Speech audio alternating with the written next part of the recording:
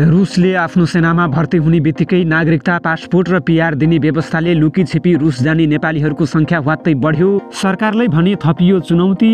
आफ्नो सेनामा आकर्षित गर्न पुटिनले एकपछि अर्को सुविधा थप्दै।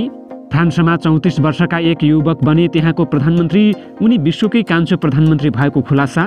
ताइवानको विषयमा कहिल्यै सम्झौता नहुने चिनिया राष्ट्रपति शीको दाबी। चीनको एक सिद्धान्त अनुरूप ताइवानसँग सम्बन्ध जोड्न अमेरिकालाई आग्रह। एक चीन सिद्धान्त उल्लङ्घन गरेमा कारबाही गर्ने दिए चेतावनी।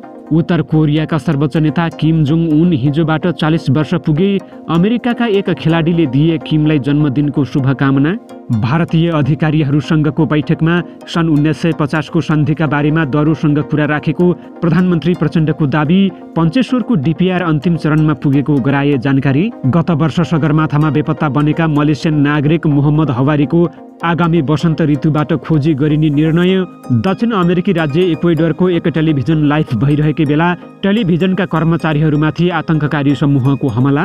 चीनले ताइवानमा हवाई आक्रमण गर्न लागेको भन्दै ताइवानका प्रत्येक नागरिकका मोबाइल फोनमा सरकारले पठायो मेसेज। विश्वभर भयो नयाँ तरङ्ग पैदा। ताइवानकै चीन समर्थक पार्टीले जनायो आपत्ति।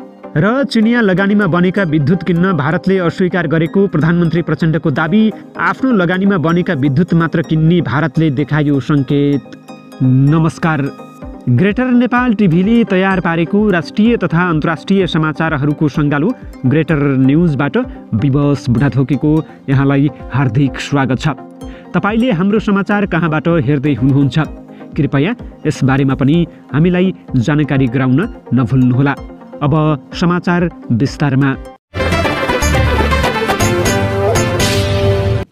रुस युक्रेन युद्धका क्रममा हालसम्म 10 जना नेपाली मारिसकिएका छन्। रसियन आर्मीमा भर्ना भएर युक्रेनसँग लड्न सीमा क्षेत्रमा पुगेका उनीहरू जवाफी कारबाहीमा मारिएका हुन्। परराष्ट्र मन्त्रालयको तथ्याङ्क अनुसार 200 भन्दा बढी नेपाली रुसी सेनामा कार्यरत रहेको अनुमान रहेको छ। तीमध्ये 150 जनाले उद्धारका लागि आवेदन दिएका छन्। सरकारले चाँडै नै उनीहरूको उद्धार गर्ने तयारी गरेको छ। रसियन आर्मीमा नेपालीहरू जान थालेपछि सरकारले व्यक्तिगत र संस्थागत श्रम स्वीकृति दिन रोकेको छ।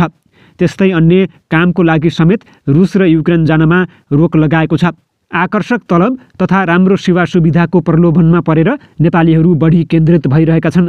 रुसले आफ्नो सेनामा कार्यरत विदेशीलाई नागरिकता दिने प्रावधान समेत ल्याएको छ। त्यस्तै पिआर दिने व्यवस्था पनि गरेको छ। विदेशीलाई आकर्षित गराउन रुसले विभिन्न योजनाहरू अघि सार्दै आएको हो। सेनामा भर्ना गराउने र अग्रमोर्चामा खटाउने गरेको छ। यस्ता खालका विभिन्न आकर्षक योजनाका कारण नेपालीहरू समेत रुस जाने क्रम बढेको छ। नेपालबाटै जान रोक लगाइएको छ, तर नेपालीले थुप्रै विकल्प अघि सार्ने देखिन्छ। नेपाल लोकतान्त्रिक वैदेशिक रोजगार व्यवसायी एसोसिएसनका अध्यक्ष मुकुद कुमार खनालले आर्थिक प्रलोभनमा परेर धेरै नेपाली रुसी सेनामा जाने गरेको बताएका छन्। नेपालको बाटो नभए पनि भारत, श्रीलङ्का तथा बङ्गलादेश हुँदै रुस जानेको सङ्ख्या बढ्न सक्ने उनले बताएका छन्। रुसले आफ्नो सेनामा भर्ती हुन सम्झौता गर्ने बित्तिकै निज र निजका परिवारहरूलाई नागरिकता दिने भनेर स्किम ल्याएको छ। त्यस्तै मासिक 3 लाख भन्दा बढी तलब पाउँछन्। यस्तो अवस्थामा बाँचे रुसको नागरिक, मरे केही फरक पर्दैन भन्दै धेरै नेपालीहरू त्यतातिर गइरहेका छन्। यसले भयावह रूप लिने देखिन्छ, अध्यक्ष खनालले भने।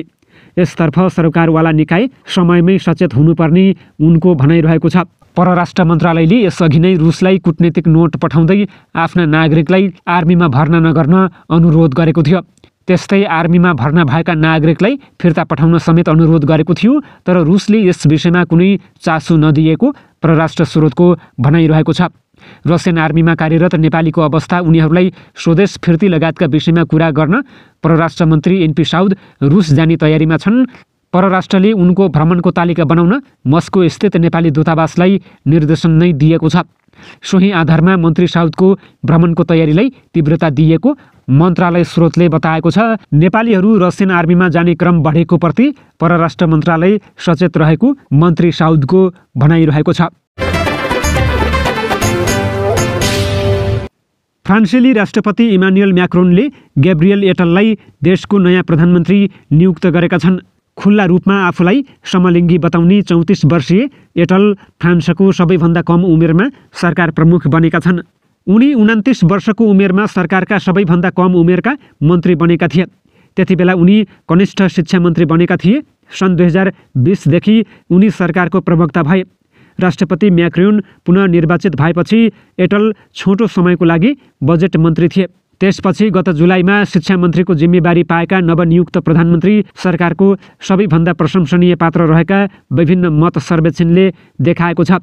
राष्ट्रपतिको विज्ञप्तिमा भनिएको छ, गणतन्त्रका राष्ट्रपतिले श्री ग्याब्रियल एटललाई प्रधानमन्त्रीमा नियुक्त गर्नुभएको छ र उहाँलाई सरकार बनाउने जिम्मेवारी दिनुभएको छ। फ्रान्सेली राजनैतिक प्रणाली अन्तर्गत प्रधानमन्त्री राष्ट्रपतिद्वारा नियुक्त गरिन्छ र संसदप्रति उत्तरदायी हुन्छ।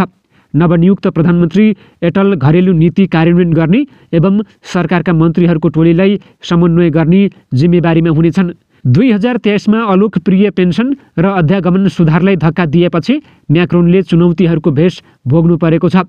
अटललाई बोर्डमा ल्याउने उनको कदमलाई जुनमा भने युरोपेली संसदको चुनावअघि लोकप्रियता बढाउने रूपमा हेरिएको छ।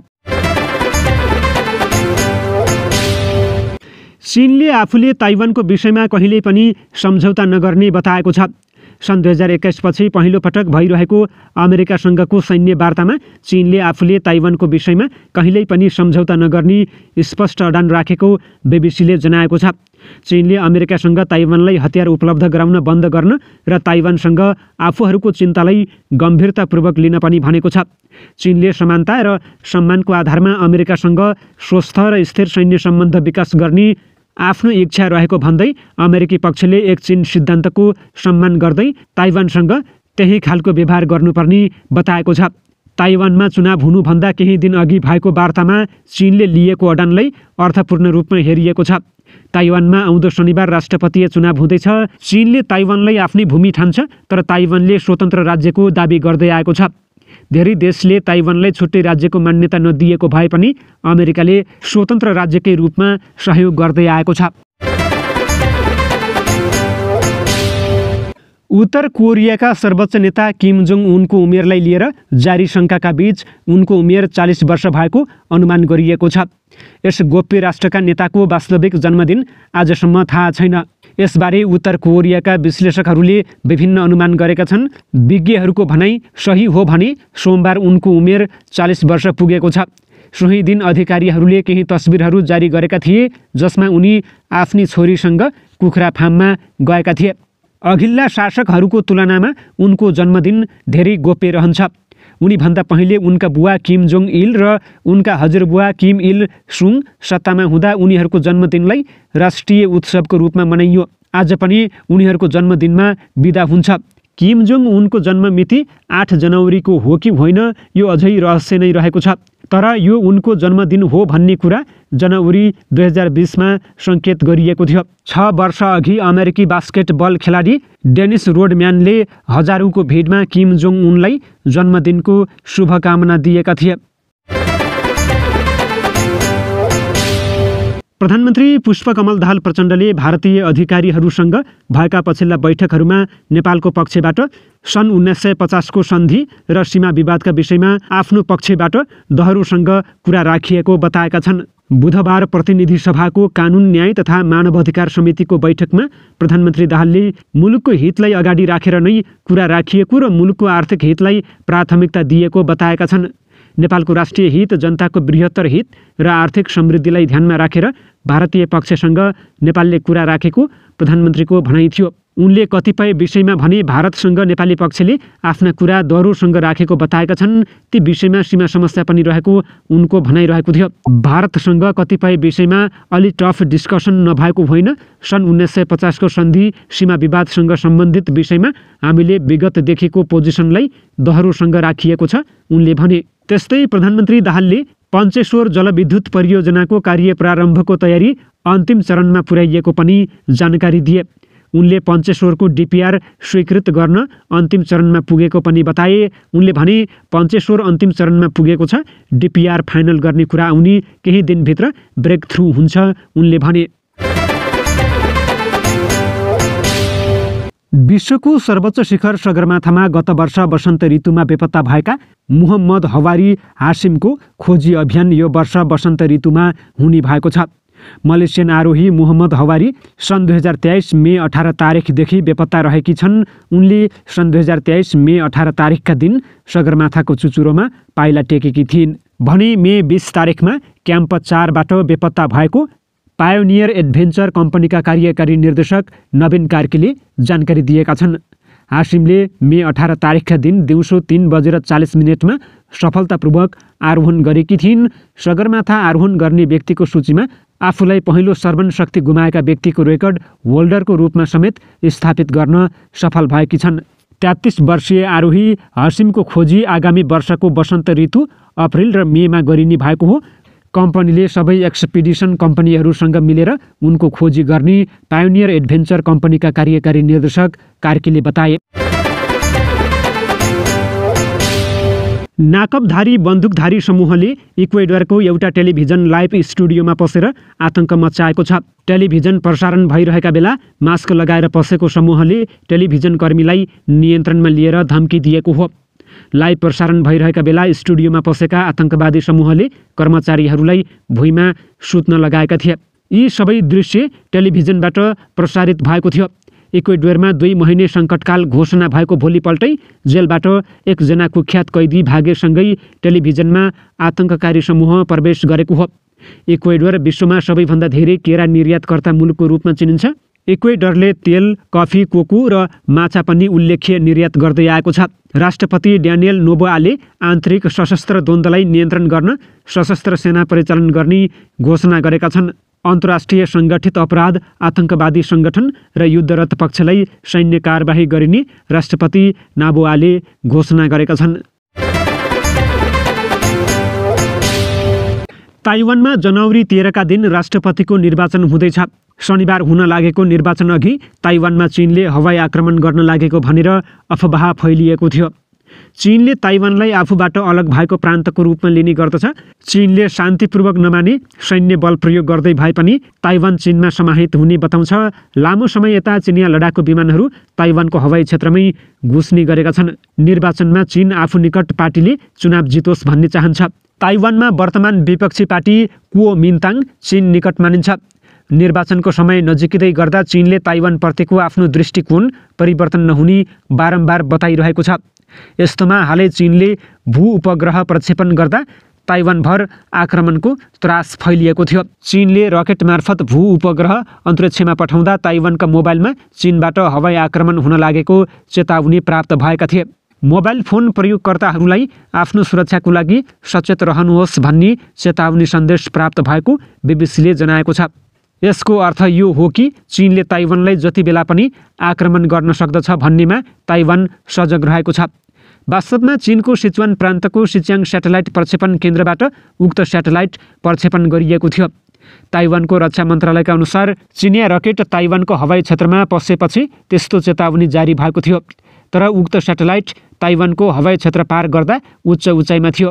कयौँ ताइवानी नागरिकहरूको फोनमा मिसाइलले आक्रमण गरेको सन्देश गएका थिए। ताइवानको रक्षा मन्त्रालयले आफ्ना नागरिकमा त्रास फैलिएको भन्दै मिसाइल आक्रमणको गलत मेसेजका लागि माफी मागेको छ। चीनले भू उपग्रह प्रक्षेपण गर्दा ताइवानमा आक्रमणको चेतावनी जारी हुनुलाई त्यहाँको मुख्य विपक्षी पार्टी कुओमिन्ताङले हास्यास्पद र चिनियाबारे भ्रम फैलाउने कार्य भएको भनेको छ। कुओमिन्ताङका अध्यक्ष एरिक चूले डेमोक्रेटिक प्रोग्रेसिभ पार्टीको सरकारलाई चीनप्रति घृणा र डर पैदा गर्ने काम गरेको आरोप लगाएका छन्। यसैबीच चीनले बुधबार अमेरिकालाई ताइवानको मुद्दामा कहिल्यै सम्झौता नगर्ने बताएको छ। चीनले अमेरिकालाई ताइवानलाई हतियार दिन बन्द गर्नुपर्ने नभए त्यसले गम्भीर परिस्थितिको सिर्जना गर्ने पनि चेतावनी दिएको छ। चीनले ताइवानलाई आफ्नो क्षेत्रका रूपमा दाबी गर्छ, तर ताइवानले आफूलाई चिनिया मुख्य भूमिभन्दा फरक ठान्छ। चिनिया आक्रमणबाट बच्न भन्दै ताइवानले अमेरिकाबाट हतियार खरिद गर्ने गरेको छ।